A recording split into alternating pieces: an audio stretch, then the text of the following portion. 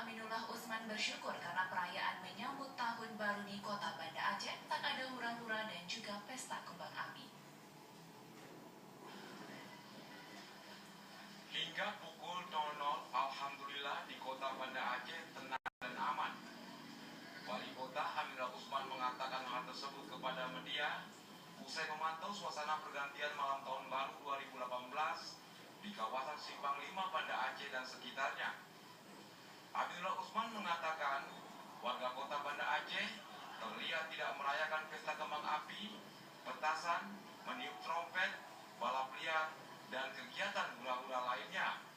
Mereka menyambut detik-detik pergantian tahun lebih banyak jalan-jalan dengan kendaraannya masing-masing. Aminullah Usman mengapresiasi dan memuji sikap warga kota Banda Aceh yang saling mendukung larangan perayaan tahun baru. Pihaknya berterima kasih kepada warga yang telah menciptakan suasana cukup aman dan diharapkan terus laksanakan kegiatan yang tidak bertentangan dengan syariat Islam. Aceh dan siapa saja yang berada di kota Banda Aceh, karena sudah mendengar himbauan kami ini sekarang jam 00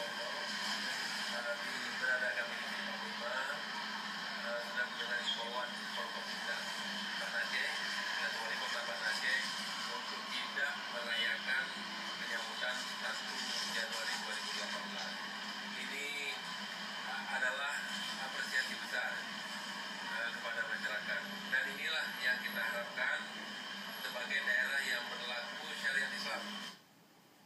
Menyinggung tentang personil yang diturunkan, Aminullah Usman mengatakan pihak kepolisian, TNI, Satpol PP dan WH sudah menurunkan personilnya untuk berjaga-jaga di sejumlah tempat di kota Banda Aceh. Selain itu, ada juga patroli dengan mendatangi tempat yang dianggap sebagai konsentrasi massa.